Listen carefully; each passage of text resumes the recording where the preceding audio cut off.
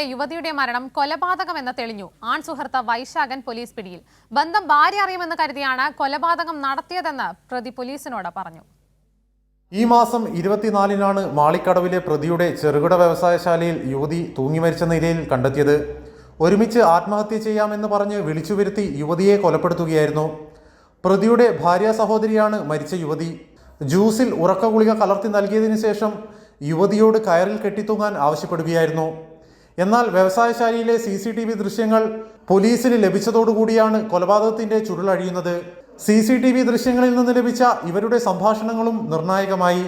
പ്രതി ലൈംഗിക വൈകൃതത്തിന് ഉടമയാണെന്ന് പോലീസ് പറഞ്ഞു. കൊലപാതകത്തിന് ശേഷം ഇയാൾ മൃതദേഹവുമായി ലൈംഗിക ബന്ധം നടത്തിയെന്ന് പോലീസ് അറിയിച്ചു.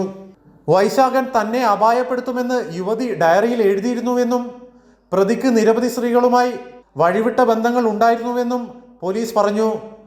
അറസ്റ്റ് രേഖപ്പെടുത്തിയ ശേഷം പ്രതിയെ വൈദ്യപരിശോധനയ്ക്ക് കൊണ്ടുപോയി. എലത്തൂർ പോലീസിന്റെ കൃത്യമായ ഇടപെടൽ കാരണമാണ് കേസിന്റെ ചുരുളഴിഞ്ഞത്. കൈരളി ന്യൂസ്, കോഴിക്കോട്.